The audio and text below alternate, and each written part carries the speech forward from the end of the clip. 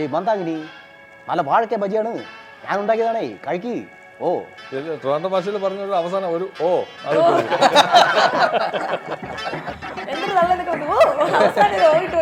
അവിടെ പോണ് ഓ.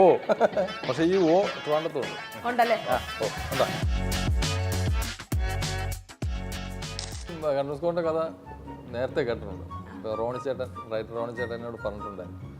അപ്പോൾ അതിനകത്തൊരു ചെറിയൊരു ക്യാരക്ടറാണ് ഞാൻ ചോദിച്ചത്. അപ്പോൾ അത് കറങ്ങി തിരിഞ്ഞ് ആ 4 പോലീസുകാരിൽ ഒരാളായി മാറി. മമ്മൂക്കയോടൊപ്പമാണ് ചേർത്ത് തമിഴിൽ എഴുതിയത്. മമ്മൂക്കയുടെ പെറ്റായിട്ട് മമ്മൂക്കയോട് മത്സരിക്കുകയാണ്. മിക്കവാറും അദ്ദേഹം എന്നെ വെറുക്കാൻ സാധ്യത.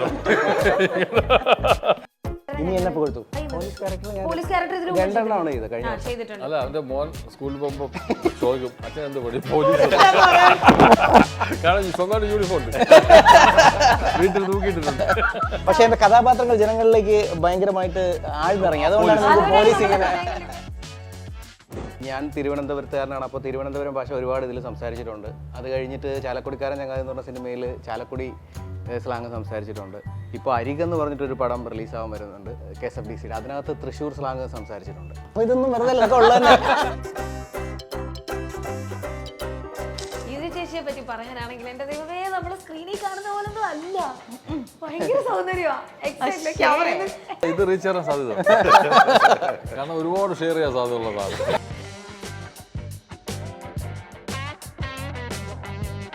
ജനറേഷൻ തന്തവൈബ് എന്ന് വിളിക്കുന്നത്. അപ്പോൾ ആ തന്തവൈബ് 2000 ജനിച്ചവർ എന്ത് ജനറേഷൻ എന്നാ പറയുന്നത്? 2030 എത്തുമ്പോഴത്തേക്ക് ലോകത്ത് മുഴുവൻ ജെൻസി ജനറേഷൻ മാത്രമേ ഉണ്ടാവുള്ളൂ. കാരണം തന്തവൈബ് എല്ലാവരും മരിക്കും. സത്യം. കണ്ട് കണ്ടങ്ങിരിക്കും ജനങ്ങളെ. നിങ്ങൾ മനസ്സിൽ കാണുന്ന ഇവന്റ് അത് ഏതുമായിക്കോട്ടെ, അതിനെ കൂടുതൽ കളർഫുൾ ആക്കാൻ കൂടുതൽ സ്പെഷ്യൽ കണ്ടന്റോടുകൂടി Milestone Events, birthday party, engagement, കല്യാണം, കോർപ്പറേറ്റ് ഇവന്റ്സ്, അങ്ങനെ ഏത് ഇവന്റ്സും കൂടുതൽ സ്പെഷ്യൽ കണ്ടന്റോടുകൂടി നമുക്ക് മനോഹരമാക്കാം മൈൽസ്റ്റോൺ ഇവന്റ്സിലൂടെ.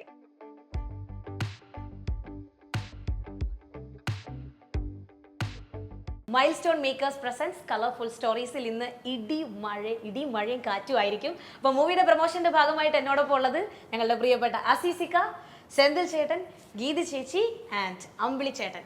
അമ്പിളി ചേട്ടനെ പറ്റി വേണം ആദ്യം പറഞ്ഞു തുടങ്ങാൻ, കാരണം ഒത്തിരി സീരിയലൊക്കെ ചെയ്തിട്ടുണ്ട്, ഒത്തിരി ഫേമസ് ആയിട്ടുള്ള അടിപൊളിയായിട്ടുള്ള സീരിയൽസ് ഒക്കെ ചെയ്ത ആദ്യത്തെ മൂവിയാണ് അല്ലേ? എങ്ങനെയുണ്ടായിരുന്നു ഈ മൂവിയുടെ ഒരു എക്സ്പീരിയൻസ്, ഫസ്റ്റ് മൂവിയുടെ ഒരു എക്സ്പീരിയൻസ് എങ്ങനെയുണ്ടായിരുന്നു? പഴയ serial super star Rajeev Rangan, അദ്ദേഹത്തിന്റെ അനിയനാണ്. അപ്പൊ എക്സ്പീരിയൻസിന്റെ കാര്യം പ്രത്യേകം ചോദിക്കണ്ട, ഓൾറെഡി അവിടുന്ന് കിട്ടിയൊരു വാങ്ങലുണ്ട്. എങ്കിലും എങ്ങനെയുണ്ട് ഫസ്റ്റ് മൂവി? വളരെ നല്ല എക്സ്പീരിയൻസ് അല്ലേ? കാരണം ഇത്രയും ആർട്ടിസ്റ്റുകളെ വെച്ചിട്ട്, അതും ഒരു യൂഷ്വൽ അല്ലാത്ത രീതിയിലുള്ള വളരെ നന്നായി പെർഫോം ചെയ്യുന്ന ആർട്ടിസ്റ്റുകളെ അവരെനിക്ക് ഓരോരുത്തരെയും യൂസ് ചെയ്യാൻ കഴിയുന്ന വിധത്തിലുള്ള കഥാപാത്രങ്ങളെയും ഒരു സ്ക്രിപ്റ്റ് ഉണ്ടാക്കാൻ കഴിഞ്ഞു എന്നുള്ളത് ഒരു സന്തോഷം. അതിൻ്റെ ഒന്നാമത്തെ കാര്യം എന്ന് പറയുന്നത്, അത് ഈ പറഞ്ഞതുപോലെ തന്നെ ഇതിനകത്തൊരു ലിറ്ററേച്ചർ ഫോമിൻ്റെ ഒരു ചെറിയ സാധ്യത ആ സിനിമയുടെ ഉണ്ട്. ലിറ്ററേച്ചർ എന്ന് പറയുന്നത് അത് എഴുതിയിരിക്കുന്നത് അമൽ പിരപ്പൻകോട് എന്ന് പറയുന്ന ഒരു എഴുത്തുകാരൻ. പുള്ളി 2019 കേന്ദ്ര സാഹിത്യ അക്കാദമി പുരസ്കാരവും കഴിഞ്ഞ വർഷം ഗീതാ ഹിരൺമയൻ സ്റ്റേറ്റ് അവാർഡും സാഹിത്യ അവാർഡ് കിട്ടിയ ഒരു എഴുത്തുകാരനാണ്. അപ്പോൾ അദ്ദേഹത്തിൻ്റെ ക്യാരക്ടേഴ്സാണ്. അപ്പോൾ ഒരു സിനിമാറ്റിക് ഫോമിന് അപ്പുറം ഒരു സോഷ്യൽ റിയലിസവുമായിട്ട് വളരെ ബന്ധപ്പെട്ടിട്ടുള്ള ഒരു ക്യാരക്ടേഴ്സാണ്. അപ്പോൾ ഈ ക്യാരക്ടേഴ്സും ആ സിനിമയ്ക്കകത്തെ കോറും സർപ്രൈസിങ് എലമെൻറ്റും എല്ലാം കൂടെ ചേർത്ത് ഉള്ളതാണ് നമ്മൾ കാണുന്ന പോസ്റ്ററെങ്കിലും അതിൻ്റെ മുമ്പിൽ ഇരിക്കുന്ന ആക്ടേഴ്സ് ഇവരെല്ലാവരും ഉൾപ്പെടെ എല്ലാവർക്കും പെക്യൂലിയറായിട്ടുള്ള ഓരോ സവിശേഷതകളുള്ള ആക്ടേഴ്സായിരുന്നു. പിന്നെ എനിക്ക് ഏറ്റവും സന്തോഷം അവരവരിൽ കാണപ്പെടുന്ന ഒരു ബ്രാൻഡ് ഉണ്ട്. ഇപ്പോൾ സെന്തിലാണെങ്കിൽ സെന്തിൽ ട്രിവാൻഡ്രം ബ്രാൻഡ്, അസീക്കാണെങ്കിൽ അങ്ങനെ ആ ബ്രാൻഡുകളുടെ ഒരു ബ്രേക്കിംഗ് ക്യാരക്ടേഴ്സിൽ കൊണ്ടുവരാൻ പറ്റിയിട്ടുണ്ട്. കാരണം അതിനകത്തുണ്ട്. ഇപ്പോൾ അസീക്കയും സെന്തിലും അതിനകത്ത് പാലക്കാട്ടുകാരായിട്ടാണ് അഭിനയിക്കുന്നത്. അവരുടെ ഡയലക്ട്സ് എല്ലാം പാലക്കാടൻ രീതിയിലാണ്. ചെമ്പൻ വിനോദ് ജോസ് അദ്ദേഹം സാധാരണ അങ്കമാലി ചാലക്കുടി ഭാഗത്തെ ഭാഷയാണ് സംസാരിക്കുന്നത്. പക്ഷെ അദ്ദേഹം ഇതിനകത്ത് വളരെ റൂറലായിട്ടുള്ള കൊല്ലംകോടിൻ്റെ ഭാഷയാണ് സംസാരിക്കുന്നത്. ഇതിലേറ്റവും വലുത് പിന്നെ ശ്രീനാഥ് വാസി മച്ചാനെ എന്ന് വിളിച്ചിട്ട് എറണാകുളം. പക്ഷേ ശ്രീനാഥ് വാസി അതിനകത്ത് തിരുവനന്തപുരത്തിൻ്റെ ലാംഗ്വേജാണ് സംസാരിക്കുന്നത്. അപ്പോൾ തിരുവനന്തപുരത്തുകാരുടെ പ്രാദേശികമായി സംസാരിക്കുന്ന സെന്തിൽ പാലക്കാടും കൊച്ചി സംസാരിക്കുന്ന ശ്രീനാഥ് വാസി ഡയലോഗ്സിൽ പോലും ക്യാരക്ടറിൽ പോലും മാക്സിമം ഒരു വ്യത്യസ്തത വരുത്താൻ ശ്രമിച്ചിട്ടുള്ള ഒരു സിനിമയാണ്. അതെ, അത് റൈറ്റിങ്ങിന് പ്രാധാന്യമുള്ളതും അതിനെ കേന്ദ്രീകൃതമായിട്ടുള്ള ക്യാരക്ടേഴ്സൊക്കെ ഉള്ളൊരു സിനിമയാണ്. ശരിക്കും ഒരു സറ്റയറാണ്. പക്ഷെ നമ്മൾ ആ സറ്റയറിനെ ഈ ഭയങ്കരമായ ഹ്യൂമർ കൊണ്ടൊന്നും കളിച്ചിട്ടില്ല. ആ സറ്റയർ ഈ കാണുന്നത് പോലെ ആ കാണുന്ന നേരത്തെ വിശേഷിപ്പിച്ച ചെറിയ ചെറിയ ഐറ്റങ്ങളുണ്ടല്ലോ, അതിനകത്താണ് അതിൻ്റെ ഒരു സറ്റയറും സോഷ്യലിസം കിടക്കുന്നത്. അങ്ങനെ ഒരു സിനിമയാണ്. നന്നായിട്ട് പെർഫോം ചെയ്തിട്ടുള്ളതാണ്. ആക്ടേഴ്സ് ഗംഭീരമായി പെർഫോം ചെയ്തിട്ടുള്ള. ഇപ്പൊ ഇവിടെ ഇരിക്കുന്നവരെ എടുത്ത് നോക്കിക്കഴിഞ്ഞാൽ ഈ കൂട്ടത്തിൽ ഏറ്റവും കൂടുതൽ പ്രാദേശികമായിട്ടുള്ള ഒരു ഭാഷ ഫോളോ ചെയ്യുന്ന ആൾ തീർച്ചയായിട്ടും സെന്തിൽ ചേട്ടനായിരിക്കും. അപ്പൊ കുറച്ചധികം ഡിഫിക്കൽട്ട് ആയിരുന്നോ ഈ സിനിമയിൽ മറ്റൊരു നാട്ടിലെ ഭാഷ സംസാരിക്കാന്ന് പറഞ്ഞാൽ? അല്ല, ഞാൻ തിരുവനന്തപുരത്തുകാരനാണ്. അപ്പോൾ തിരുവനന്തപുരം ഭാഷ ഒരുപാട് ഇതിൽ സംസാരിച്ചിട്ടുണ്ട്. അത് കഴിഞ്ഞിട്ട് ചാലക്കുടിക്കാരൻ ചങ്ങാതി എന്ന് പറഞ്ഞ സിനിമയിൽ ചാലക്കുടി സ്ലാങ് സംസാരിച്ചിട്ടുണ്ട്. ഇപ്പോൾ അരികെന്ന് പറഞ്ഞിട്ടൊരു പടം റിലീസാവാൻ വരുന്നുണ്ട് KSFDCയുടെ. അതിനകത്ത് തൃശ്ശൂർ സ്ലാങ് സംസാരിച്ചിട്ടുണ്ട്. അത് കഴിഞ്ഞ് അടുത്ത പാലക്കാടൻ സ്ലാങ്. കേരളത്തിൽ മൊത്തം കൈവച്ചു. പക്ഷേ എനിക്ക് ഭയങ്കര സന്തോഷമായിരുന്നു. കാരണം അങ്ങനെ ഒരു ഡിഫറെൻറ്റ് ലാംഗ്വേജ് നമുക്കൊന്നും ട്രൈ ചെയ്ത് നോക്കണമല്ലോ ആ ഒരു സ്ലാങ്. അപ്പോൾ ഈ ഭാഷയിലുപരി ഈ ക്യാരക്ടർ ഭയങ്കര ഒരു നമ്മൾ എങ്ങനെ ചെയ്യുമെന്ന് സ്ക്രിപ്റ്റ് കേൾക്കുമ്പോൾ എങ്ങനെ ചെയ്യണമെന്ന് ആലോചിച്ച് പോകുന്ന ഒരു ക്യാരക്ടറാണ്. ഭയങ്കര ഏതൊരു ആക്ടറും ആഗ്രഹിക്കുന്നതാണ് വ്യത്യസ്തമായ ക്യാരക്ടറുകൾ കിട്ടണമെന്നുള്ളത്. അപ്പോൾ എല്ലാ കലാകാരന്മാരുടെയും ഒരു ആഗ്രഹമാണ് വ്യത്യസ്തമായ ക്യാരക്ടറുകൾ ചെയ്യാന്നുള്ളത്. അതെ. അപ്പോൾ എന്നെ സംബന്ധിച്ച് എനിക്ക് കിട്ടിയ ഒരു എൻ്റെ കരിയറിൽ കിട്ടിയ ഏറ്റവും നല്ല ക്യാരക്ടറുകളിൽ ഒന്നാണ് ഈ SI സജിത്ത് എന്നാണ് പേര്. ഇത്രയും നാളും ചെയ്തിട്ടുള്ളത് വെച്ച് ബെസ്റ്റ് ക്യാരക്ടറാണ് ഇപ്പൊ ഇതിൽ ചെയ്തിരിക്കുന്നത്. വളരെ വ്യത്യസ്തമായിട്ടുള്ളൊരു സാധനമാണ്. വ്യത്യസ്തമായിട്ടുള്ള അല്ല, ബെസ്റ്റ് അല്ല, എല്ലാം ബെസ്റ്റ് ആണല്ലോ. എല്ലാം ബെസ്റ്റാണ്, നമ്മൾ ചെയ്യുന്ന എല്ലാം ബെസ്റ്റാണ്. അപ്പോൾ അങ്ങനെ ഒരു ഭയങ്കര ഡിഫറെൻ്റ് ആയിട്ടുള്ളൊരു സാധനമാണ്. അപ്പോൾ ഇത് ഈ ക്യാരക്ടറിൻ്റെ പ്രത്യേകത എന്ന് പറഞ്ഞു കഴിഞ്ഞാൽ അപകർഷതാബോധമൊക്കെ ഉള്ള ഒരു ഭയങ്കര കോംപ്ലക്സ് ഉള്ള ആളാണ്. കുറച്ച് കഷണ്ടിയൊക്കെ കയറിയിട്ട് ആൾ ഭയങ്കര ജിമ്മൊക്കെയാണ്. പക്ഷെ നമ്മളൊരു സുപ്പീരിയർ ഓഫീസേഴ്സൊക്കെ നമ്മളോട് സംസാരിക്കുമ്പോൾ ഇംഗ്ലീഷിലൊക്കെ സംസാരിക്കുമ്പോൾ പുള്ളി പെട്ടെന്ന് കോൺഷ്യസ് ആയിപ്പോൾ എന്ത് ഒരു വിക്കല്ല, പക്ഷെ ഒരു ടെൻഷനായിട്ട് അങ്ങനെ ആവുന്ന ഒരു ആളാണ്, പേടിക്കുന്ന ഒരു ഇതാണ്. അപ്പോൾ അതിൻ്റെ അത് ഈ ഇവർ സ്ക്രിപ്റ്റിൽ തന്നെ അതിൻ്റെ പരിപാടികളെല്ലാം നമുക്ക് വായിക്കുമ്പോൾ തന്നെ ആ ക്യാരക്ടറിൻ്റെ എല്ലാം ഉൾക്കൊള്ളാൻ പറ്റും. അപ്പം അങ്ങനത്തെ എനിക്ക് തോന്നുന്നു ഷൂട്ട് കഴിഞ്ഞതിന് ശേഷവും കുറച്ച് ഈ പാലക്കാടിൻ്റെ ഒരു ഇതൊക്കെ ഉണ്ടായിരുന്നു. ഇടയ്ക്ക് സ്ലാങ് ഒക്കെ പറയാറുണ്ട് വീട്ടിലൊക്കെ പോയിട്ട്. ക്യാരക്ടറിന് ഡിസ്ലെക്സിയുടെ ഒരു ഇഷ്യൂ ഉണ്ട്. നമ്മളതിന് ഡീറ്റെയിൽ ആയിട്ട് പറയുന്നില്ലെങ്കിലും പുള്ളിക്കുണ്ട്. അക്ഷരങ്ങൾ മാറി പോവുക, പെട്ടെന്ന് പ്രസന്റ് ചെയ്യുക. പക്ഷേ പുള്ളി അതിനെ ഓവർകം ചെയ്യാൻ ശ്രമിക്കുന്ന പുള്ളിയുടെ ശരീരം വെച്ചിട്ട് അതുകൊണ്ട് എനിക്ക് പറ്റുമെന്നുള്ളതാണ്. അത് ഇതിനകത്ത് എല്ലാ ക്യാരക്ടേഴ്സിനും തന്നെ അതിൻ്റെ ഒരു പ്ലോട്ട് പോയിന്റിൽ അതിൻ്റെ എൻഡെത്താകുമ്പോൾ ഒരു ക്യാരക്ടർ ആർക്ക് ഉണ്ട്. അപ്പോൾ അദ്ദേഹം ഈ സിനിമ കഴിയുമ്പോഴേക്ക് കാണാം അദ്ദേഹത്തിന് എങ്ങനെയാണ് അതിനെ അതിജീവിക്കുന്നു എന്നുള്ളത് സിനിമയിൽ വളരെ രസമായത് വർക്ക് ചെയ്യും. എന്നാൽ ക്യാരക്ടറിൽ ഏറ്റവും ഇഷ്ടപ്പെട്ട ഒരു ഡയലോഗ് പാലക്കാട് സ്ലാങ്ങിലൊന്ന് പറയാമോ? ഇഷ്ടപ്പെട്ട ഡയലോഗുകൾ ഒരുപാടുണ്ട്. അങ്ങനെയുള്ള കഷ്ടപ്പെട്ട് പഠിച്ചത് അല്ല. എൻ്റെ കൂടെ മന്ദാകിനി എന്ന് പറയുന്ന ക്യാരക്ടറാണ് ഈ പ്രിയംവദ ചെയ്യുന്നത്. പ്രിയംവദയോട് പറയുന്ന ഒരു ഇതുണ്ട്, ഏയ് മന്ദാകിനി നല്ല വാഴക്ക ബജിയാണ് ഞാൻ ഉണ്ടാക്കിയതാണേ കഴിക്ക്. അതാണ് പാലക്കാടിന്റെ മെയിൻ ആണ്. അല്ലേ, ചേട്ടനെയൊക്കെ ഓർമ്മ വരും. അതായത് നമ്മൾ ഈ സിനിമയുടെ ടീസർ കാണുമ്പോൾ ആക്ച്വലി ഈ ഇടി മഴ കാറ്റ് എന്ന് പറയുന്നതിൽ നിന്ന് ഭയങ്കര വ്യത്യസ്തമായിട്ടാണ് കാണുമ്പോൾ തോന്നുന്നത്. ഒരു കാമായിട്ടുള്ള ഒരു ലേഡിയുടെ ഒരു ട്രാവൽ ജേർണി പോലെ അങ്ങനത്തെ ഒരു വൈബാണ് അത് കാണുമ്പോൾ തോന്നുന്നത്. അങ്ങനെയാണോ? ഒരു കാം ജേർണി ആണോ? ഇത് പുറത്തു പറയേണ്ട, സിനിമയ്ക്ക് മുമ്പ് അറിയേണ്ട ഒരു കാര്യം അതാണ്.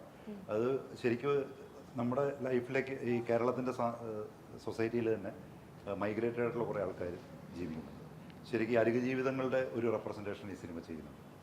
അപ്പോൾ അത് ശരിക്ക് ബംഗാളിലെ ബോൽപൂർ എന്ന് പറയുന്ന ഒരു ഗ്രാമത്തിലെ ഒരു പെൺകുട്ടി വയനാട് ഒരു ഹോസ്പിറ്റലിൽ സൂപ്പറായിട്ട് വരുന്നതാണ് സംഭവം.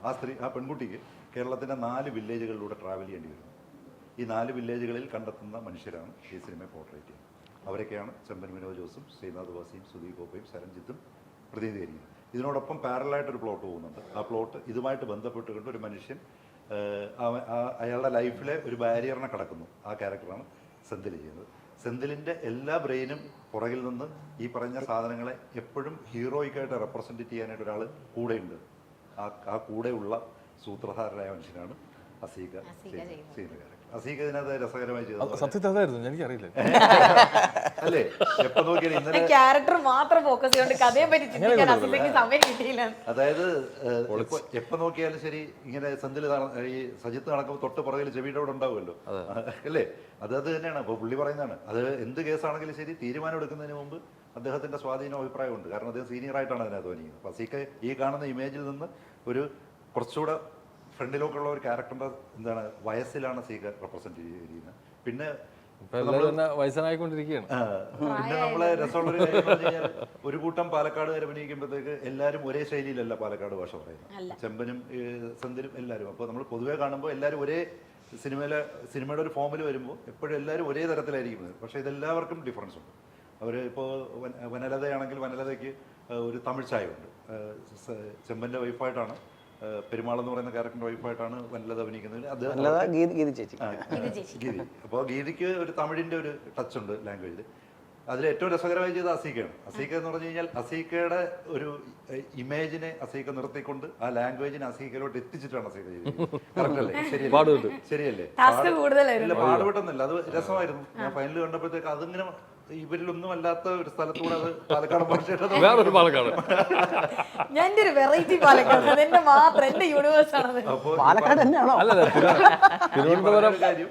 വേറൊരു കാര്യം എന്ന് വെച്ചാൽ നമ്മൾ പോസ്റ്ററിൽ പറഞ്ഞതുപോലെ തന്നെ ആലോചിക്കുമ്പോൾ ഇദ്ദേഹത്തിനെ നമുക്ക് വേണമെങ്കിൽ ഇങ്ങനെ ആലോചിക്കാം. അദ്ദേഹം വേറെ ഏതോ ദേശത്തുനിന്ന് വന്ന് പാലക്കാട് സെറ്റിലായിട്ട് ആ ഭാഷ സംസാരിക്കും. ഞാൻ ട്രിവാൻഡ്രത്ത് പാലക്കാട് വന്ന് താമസിക്കാം. 3 വർഷമായിട്ടുള്ള ഇവിടെ എത്തിയിട്ട് ട്രിവാൻഡ്രം ഭാഷയിൽ പറഞ്ഞ അവസാനം ഒരു ഓ അത്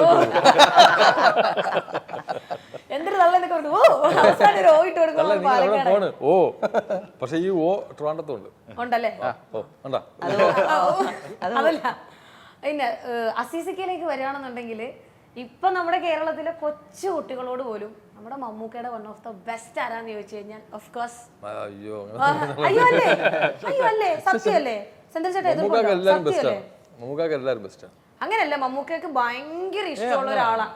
ഏറ്റവും ഇഷ്ടമുള്ള ഒരാൾ എന്നല്ല, മമ്മൂക്കയ്ക്ക് ഭയങ്കര ഇഷ്ടമുള്ള ഒരാളാണ്. അങ്ങനെ ഒരു കഥയുണ്ടേ. കാരണം ഞാൻ പുള്ളിയുടെ അടുത്തിരിക്കുമ്പോൾ പുള്ളി വേറെ ഇഷ്ടം പോലെ ആൾക്കാർ വരാം. നമ്മളെ പോലൊക്കെ തന്നെയാണ് ഒരുപാട് പേര്. സെന്തിലിനായിരുന്നാലും ഭയങ്കര ഇഷ്ടമാണ്.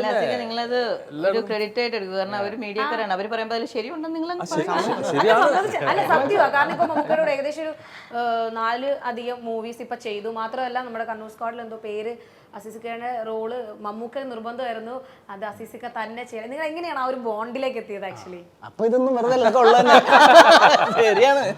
അല്ല, അത് ഞാൻ പല ഇന്റർവ്യൂവിൽ പറഞ്ഞിട്ടുള്ളതാണ്. അപ്പം ഞാൻ ഈ കണ്ണൂർ സ്ക്വാഡിന്റെ കഥ നേരത്തെ കേട്ടിട്ടുണ്ട്. ഇപ്പോൾ റൈറ്റർ റോണി ചേട്ടൻ എന്നോട് പറഞ്ഞിട്ടുണ്ടായിരുന്നു.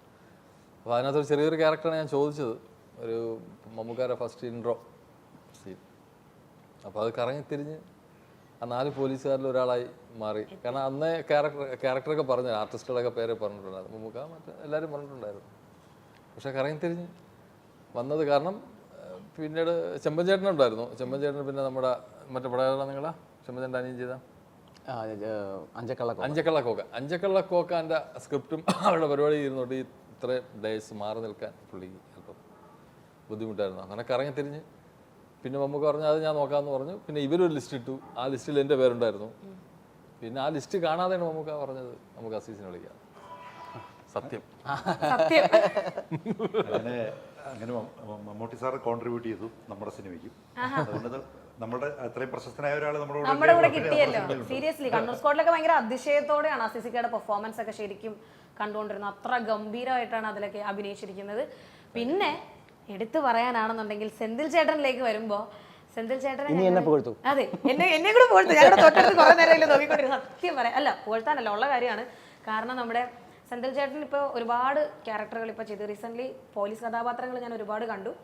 അപ്പൊ ഞാൻ പറയുന്നത് പോലീസ് ക്യാരക്ടർ ചെയ്തിട്ടുണ്ട്. അല്ല, അവന്റെ മോൻ സ്കൂളിൽ പോകുമ്പോ ചോദിക്കും അച്ഛൻ എന്ത് പഠി പോലീസ്. കാരണം സ്വന്തമായിട്ട് യൂണിഫോം ഉണ്ട്, വീട്ടിൽ തൂക്കിയിട്ടുണ്ട്.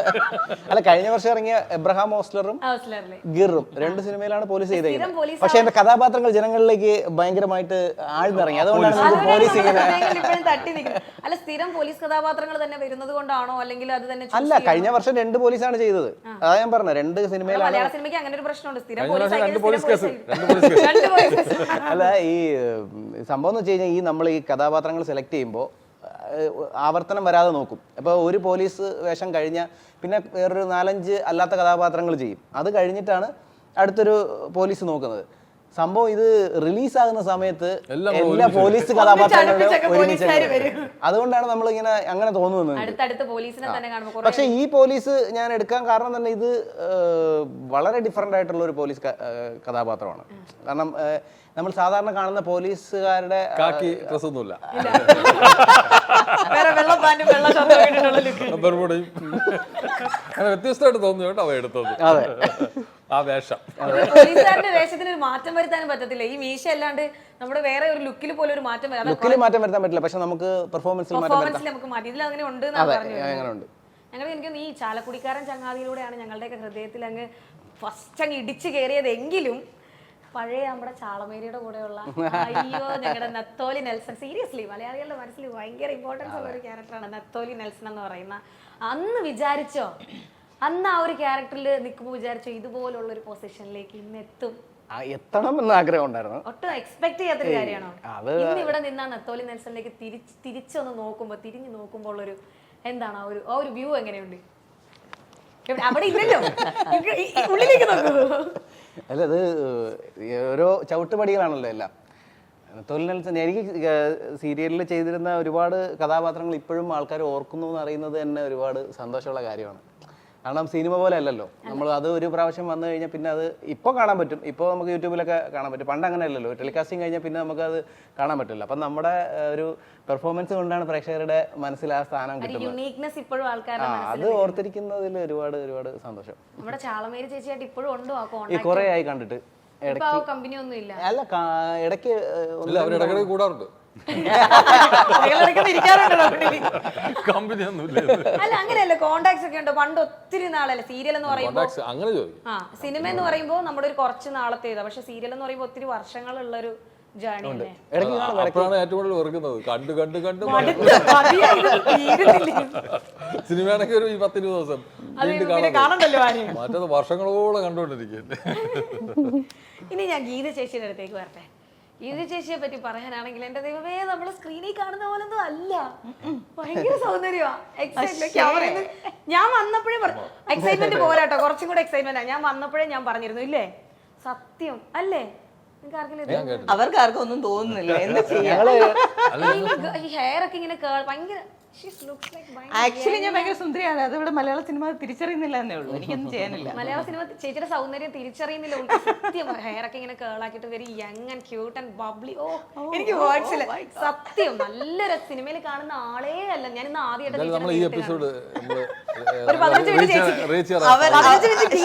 അവരെ തള്ളിയപ്പോഴത്തേക്കും ഒരു കുഴപ്പമുണ്ടായിരുന്നില്ല. ഇത് റീച്ച് ചെയ്യാൻ സാധ്യത, കാരണം ഒരുപാട് ഷെയർ ചെയ്യാൻ സാധ്യത ഉള്ളതാണ്. ഇത് പറഞ്ഞു പറയിപ്പിച്ചാണോ നിങ്ങൾക്ക് ആദ്യം? ഇതിന് ബാക്കി കൂടെ പൈസ കൊടുത്ത് മനഃപൂർവ്വം ചേച്ചി പറയിപ്പിച്ചല്ലേ? അല്ല ചേച്ചി, ഞാൻ ഇവിടുന്നല്ലേ തുടങ്ങിയത് അല്ലേ?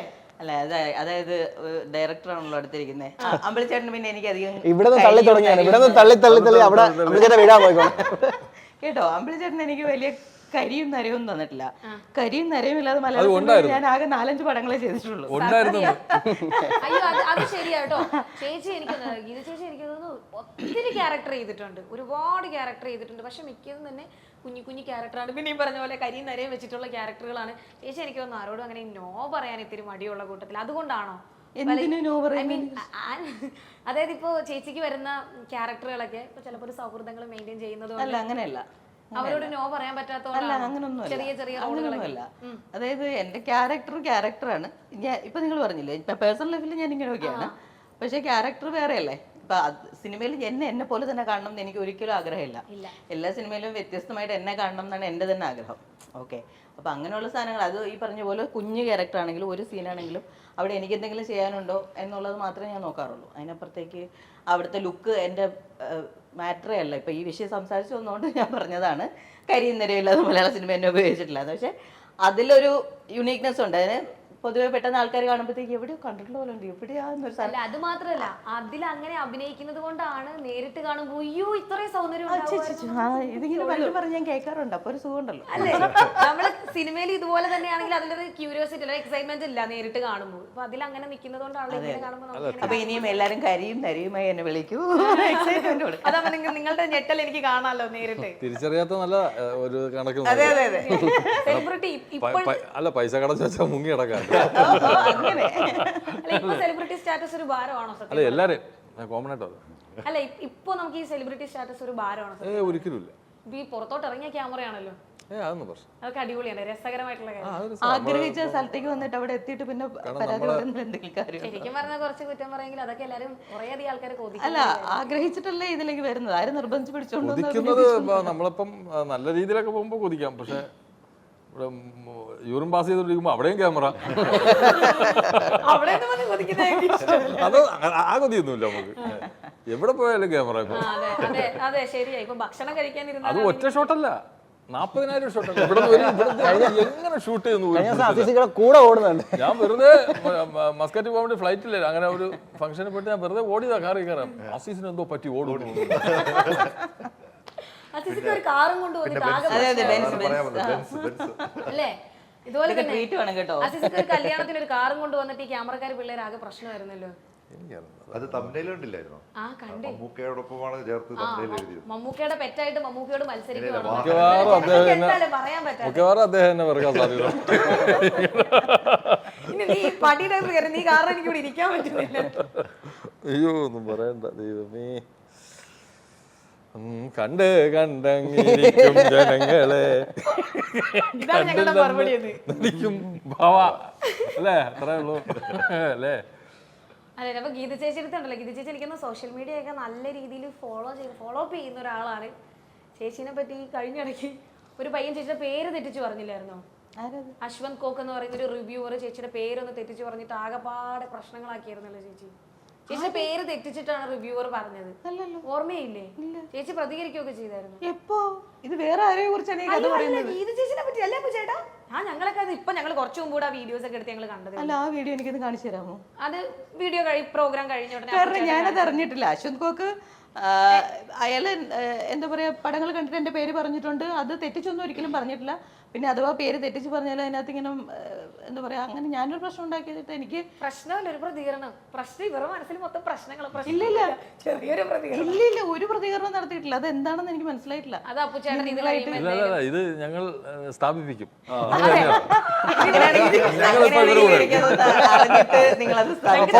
സൈഡിൽ ഇങ്ങനെ എന്താണ് നിങ്ങൾ കൊടുത്ത മറുപടി അത് പറയാം. ചേച്ചി അന്ന് പ്രതികരിച്ചതിനേക്കാൾ ബെറ്റർ ആയിട്ടാണ് ഇന്ന് പ്രതികരിച്ചത്. എനിക്ക് സൈഡിൽ കൊടുക്കാൻ നല്ലതായിട്ട് പ്രതികരിക്കും, പക്ഷെ ഇതിന്റെ ആവശ്യമില്ല. അത് ഇല്ലാത്തൊരു കാര്യമാണ്. അപ്പൊ പിന്നെ അങ്ങനെ പറഞ്ഞ കാര്യം അവർ അറിഞ്ഞിട്ട് പോലും ഇല്ല. അശ്വന്ത് കോക്ക് കൂടുതൽ ഇടിമഴ കാറ്റ് തന്നെ പറഞ്ഞിട്ടുള്ളൂ. അല്ലേ, എല്ലാവരുടെ തലയിൽ ഒരു ഇടിമഴ കാറ്റാണ്. എല്ലാവരുടെയും അതാണ് പറഞ്ഞതുപോലെ എല്ലാവരുടെ തലയിലും പിടിപെടും. അപ്പൊ അതാണ് ഇത് അല്ലേ? ഞാനിന്ന് ആലോചിക്കുന്നത് അതിന് പ്രളയം പോലത്തെ സെറ്റപ്പ് ഒക്കെ ആണോന്ന് അറിയില്ല. ഇതാണല്ലോ അപ്പൊ അത് നമ്മുടെ ടീച്ചറിൽ ശ്രീനാഥ് വാസി പറയുന്നുണ്ടല്ലോ, എന്റെ തലയിൽ മൊത്തം ഇടിയും മഴയും കാറ്റാണ്. എല്ലാവരുടെയും ഈ കാണുന്ന എല്ലാ കഥാപാത്രങ്ങളും അതിന് മറ്റുള്ളവരെ ഭ്രാന്ത് എന്ന് പറയുന്നു. ഓൾറൈറ്റ്. അപ്പൊ കുറേ വിശേഷം ചോദിച്ചിട്ടോ. ഇനി ഞാൻ അടുത്ത് പോകുന്ന ഒരു ചെറിയ സെഗ്മെന്റിലേക്ക്. സിമ്പിൾ സെഗ്മെന്റ് ആണ്, അറിയത്തില്ലെന്ന് പറയരുത്. കാരണം സെഗ്മെന്റിന്റെ പേര് 2030 എന്ത് സംഭവിക്കുമെന്നാണ്. അപ്പൊ ആർക്കും അറിയത്തില്ലാത്ത കാര്യം. ആക്ച്വലി 30 എന്ത് സംഭവിക്കും നമുക്ക് അറിയത്തില്ല. അപ്പൊ ഞാൻ ചെറിയ ചെറിയ ഓരോ വേർഡ്സ് പറയും, അതിന് 30 അതിന്റെ അവസ്ഥ എന്തായിരിക്കും എന്ന് പറഞ്ഞാൽ മതി. അറിയത്തില്ല എന്ന് പറയരുത്. പ്രഡിക്ഷൻ ഒരു ഗസ് ആണ്. അപ്പൊ നമ്മൾ സെഗ്മെന്റിലേക്ക് പോകുന്നു. First one is Empuraan. എല്ലാരും പറയണം കേട്ടാ, എല്ലാരും അവരവരുടെ പെർസ്പെക്റ്റീവ് പറയണം. എമ്പുരാൻ 2030 എമ്പുരാന്റെ അവസ്ഥ എന്തായിരിക്കും? ബുദ്ധിപരമായിട്ടുള്ള സെഗ്മെന്റ്. ഞാൻ മനസ്സിലാക്കിയത് 2025 എന്താണ് അവസ്ഥ, അതിനനുസരിച്ച് പോള് 2030 അവസ്ഥ അല്ലേ? അങ്ങനെ പറയാൻ ആ പിന്നല്ലാതെ എന്റെ ഉത്തരം അതാണ്. ബുദ്ധി എന്റെ ബുദ്ധി എന്റെ ബുദ്ധി അതാണ്. അല്ല, 2025 എങ്ങനെ ആയിരിക്കും? എന്റെ വേവലെങ്കിലേക്ക് വരണം നിങ്ങള്. അങ്ങനെ അതിബുദ്ധി എന്നെ അങ്ങനത്തെ ഉത്തരം പറയാൻ പാടില്ല. 2025 2030 ചോദ്യം ഇതാണോ, 2030 ആകുമ്പോൾ എമ്പുരാൻ എത്രാമത്തെ പാർട്ട് ഉണ്ടാവുമെന്നാണ്. അങ്ങനെയെങ്കിൽ അതാണ് ഉദ്ദേശം. 25, 5, 30 അല്ലേ? ചിലപ്പോ മൂന്നാമത്തെ പാട്ട് കഴിഞ്ഞിട്ട് നമ്മൾ ചിലപ്പോ OTT കണ്ടിരിക്കുകയായിരിക്കും. എന്തും ആകാം. ആരെങ്കിലും പറയാം അവസ്ഥ, ആരെങ്കിലും പറഞ്ഞോളൂ. ഞാൻ പറയുവേ, എമ്പുരാൻ 30 റിലീസ് ചെയ്യുമ്പോൾ ഇടിമഴകാരൻ്റെ 5ാമത്തെ വർഷമുണ്ട്. അതെനിക്ക് ഇഷ്ടപ്പെട്ടു. എമ്പുരാന്റെ 3ാമത്തെ റിലീസിന്റെ ടൈമിൽ നമ്മുടെ അതേ ദിവസം ഇടിമഴക്കാറ്റിന്റെ സെക്കൻഡ് പാർട്ട്, 3ാമത്തെ പാർട്ടുണ്ട്. ഇവര് തന്നെ ആയിരിക്കും എല്ലാവരും ചെയ്യുന്നത്. എല്ലാവർക്കും അതിനെ സാധിക്കട്ടെ. അടുത്തത് ഇൻസ്റ്റഗ്രാം. 2013 വാട്ട് ഈസ് ദ അവസ്ഥ ഓഫ് ഇൻസ്റ്റഗ്രാം? എനിക്ക് 30 അവസ്ഥ മുങ്ങി മുങ്ങി ഇരിക്കട്ടെ, ചോദ്യം ചോദിക്കുമ്പോ എല്ലാരും ഇങ്ങനെ നോക്കി. അല്ല എനിക്ക് 30 അവസ്ഥ പറയാൻ പറ്റില്ല, കാരണം എനിക്കിപ്പോൾ ഇൻസ്റ്റാഗ്രാം ഇല്ല. അല്ല നമ്മുടെ അക്കൗണ്ടിന്റെ കാര്യമല്ല, പൊതുവെ ഒരു ഇൻസ്റ്റ ഇപ്പൊ കുട്ടികൾ മറ്റേ നമ്മൾ ഓടുമ്പോ മറ്റേ പിന്നെ 2025 ഇൻസ്റ്റയൊക്കെ പോയിട്ട് 30 ഇൻസ്റ്റയൊക്കെ പോയിട്ട് വേറെ അതിൻ്റെ അപ്പുറം വേറെ സംഭവങ്ങൾ വരാൻ സാധ്യത ഉണ്ട്.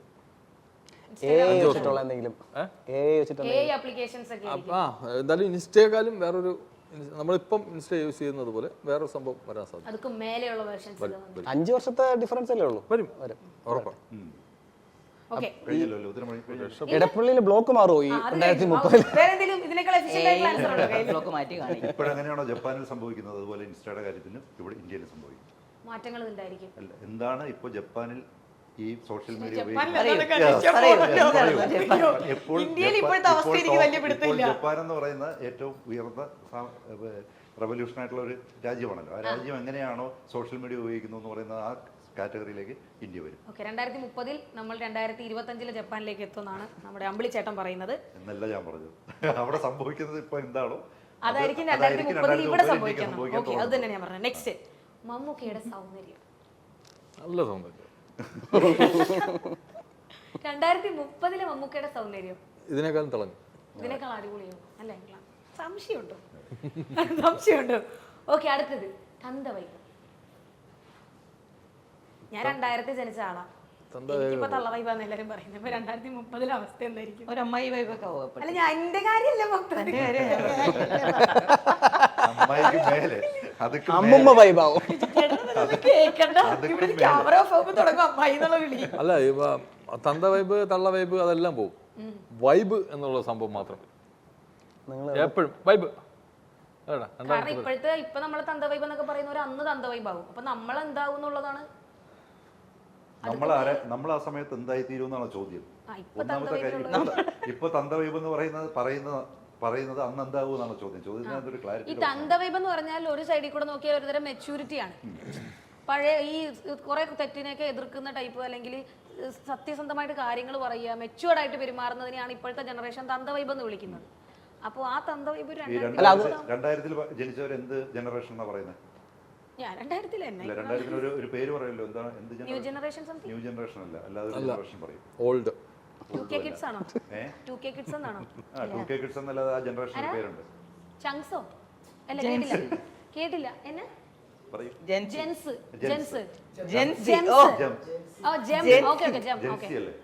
ജെൻസി ജനറേഷൻ. 2030 എത്തുമ്പോഴത്തേക്ക് ലോകത്ത് മുഴുവൻ ജെൻസി ജനറേഷൻ മാത്രമേ ഉണ്ടാവുള്ളൂ.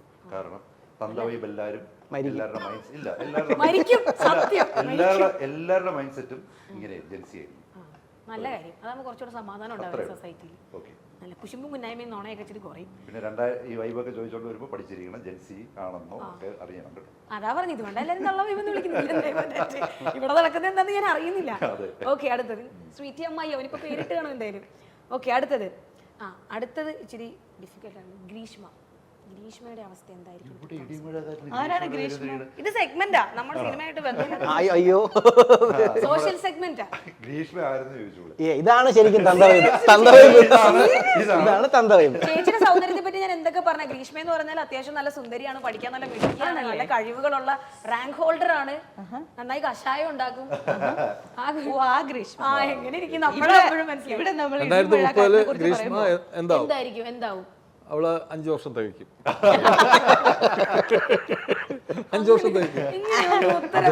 ഉത്തരം തരുന്ന പോലെ അല്ലേ? നമുക്ക് ഇടിമഴ കാറ്റിലേക്ക്. അല്ല, ആക്ച്വലി ഇടിമഴ കാറ്റിന്റെ പ്രൊമോഷൻ ആണെങ്കിൽ അത്ര ഒരാൾക്ക് പ്രൊമോഷൻ കൊടുക്കുന്നത് എന്തിനാണെന്ന് എനിക്ക് മനസ്സിലായി. ഞാൻ അതുകൊണ്ടാണ് ചോദിച്ചത്, ആരാണ് ഈ ഗ്രീഷ്മ? എന്താണ് ഇവിടെ അതിന്റെ സാങ്കത്യം? ഇവിടെ അതിന്റെ സാങ്കത്യം സീരിയസ്ലി മനസ്സിലായി. നമ്മൾ നമ്മുടെ സിനിമയുടെ പ്രൊമോഷൻ നമ്മൾ ചെറിയൊരു social segment type of segment ആണ്. ഗ്രീഷ്മ ആ സമയത്ത് പുറത്തേക്ക് ഇറങ്ങുമ്പോൾ ഇടിമഴ കാറ്റ് സെക്കൻഡ് പാർട്ട് ഇറങ്ങുന്നത് ഞാൻ പറഞ്ഞ പാട്ടുണ്ടാവും, അവർ ടിക്കറ്റ് എടുത്ത് കാണും. ഇതാണ് ഒരു ഡയറക്ടറിന്റെ ബ്രില്യൻസ് എന്നാണ് എനിക്ക് പറയാനുള്ളത്. കുഴിമന്തി. ഇന്ന് 2030 ആൾക്കാർക്ക് ബോറടിച്ചു. 2025 വെക്കുന്നതാണെങ്കിൽ അപ്പോഴത്തേക്ക് അത് കുഴിമന്തി.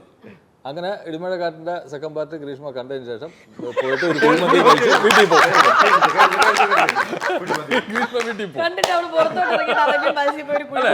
കുഴിമന്തി കഴിച്ചാൽ അവിടെ വീട്ടിൽ പോകും. ഇനി ജയിലിൽ കിടന്നല്ലേ ഒരു കുഴിമന്തിയെ കഴിക്കും. സമാധാനമില്ല. ക്ഷീണായി. അടുത്തത് സ്വീറ്റി എബ്രഹാമിന്റെ അവസ്ഥ എന്തായിരിക്കും? അതാരാന്ന് ഇപ്പൊ ചോദിക്കല്ലേ അതാരാന്ന് ചോദിക്കല്ലേ.